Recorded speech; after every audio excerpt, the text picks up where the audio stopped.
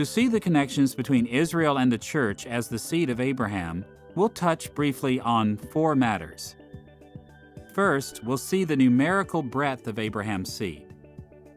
Second, we'll take notice of the ethnic identity of his seed. Third, we'll focus on the spiritual character of Abraham's seed. And fourth, we'll look at the historical situation of Abraham's seed. Consider first the numerical breadth of the seed of Abraham. Now, as we've just seen, the book of Genesis makes it clear that the term Abraham's seed referred on occasion to one special person, Isaac. And the New Testament draws upon this to establish a connection between Abraham and Christ.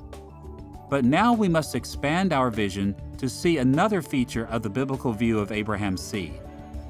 Isaac was not the only person in the stories of Abraham who was called Abraham's seed or offspring. Isaac did not receive Abraham's inheritance for himself alone. He was also the conduit through whom many would enjoy the status of being Abraham's descendants. For this reason, over and over, Moses also spoke of the nation of Israel as Abraham's seed. And in much the same way, when we apply the stories of Abraham to our modern world, while it's important to remember that Christ is the supreme seed of Abraham in the New Testament, we must also remember that the Christian church is the seed of Abraham.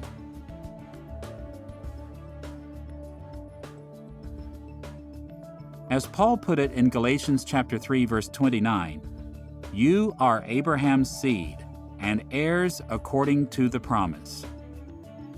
As Paul made clear in this passage, we are connected to Abraham because we are joined to Christ.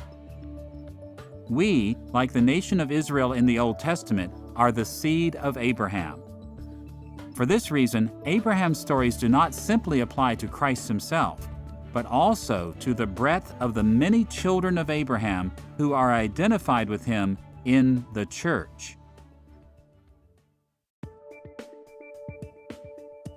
Now, beyond the fact that the seed of Abraham was Israel in the Old Testament and the Christian church today, we should also comment on the ethnic identity of Abraham's seed in both testaments.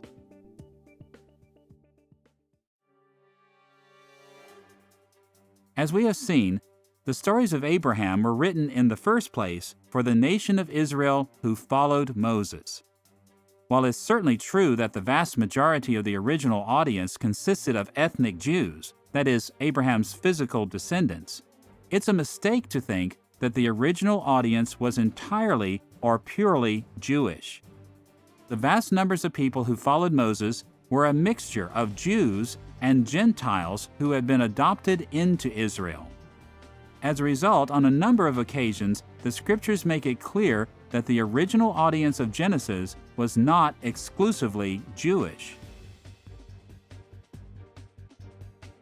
Listen, for instance, to the way those who followed Moses are described in Exodus chapter 12, verse 38. "Many other people went up with them, as well as large droves of livestock, both flocks and herds." Notice here that included among the Israelites were other people. This company consisted of Gentiles who had joined with Israel and left Egypt with them. This group is mentioned on a number of occasions in Scripture. In much the same way, later portions of the Old Testament reveal that well-known Gentiles like Rahab and Ruth were engrafted into Israel in later generations, and the genealogies of 1 Chronicles chapters 1 through 9 include Gentile names among God's people. So we see that the seed of Abraham to whom Moses originally wrote the stories of Abraham was ethnically mixed. It included Abraham's physical descendants and Gentiles who had been adopted into the family of Israel. Both groups learned about their future in the Promised Land through the stories of Abraham. In much the same way, the Christian church today is ethnically diverse. It consists of Jews who claim Christ as their Lord and Gentiles who have been adopted into the family of Abraham because they too claim Christ as Lord. Now, to be sure, as history has unfolded, the New Testament church has grown to have more adopted Gentiles than fulfilled Jews. But the ethnic diversity of Abraham's seed is still a reality today, as it was in the Old Testament.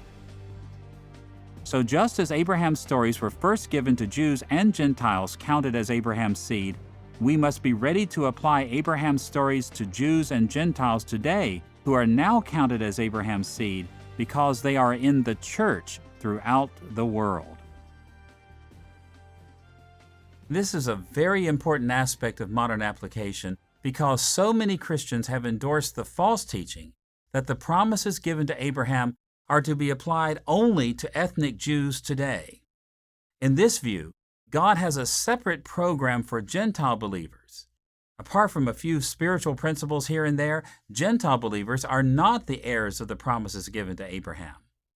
Now, as popular as this outlook may be, we must always remember that the seed of Abraham was ethnically diverse in Moses' day, and that the seed of Abraham today continues to be an ethnically diverse people. What Moses taught the nation following him applies to the continuation of that nation today, the Church of Jesus Christ.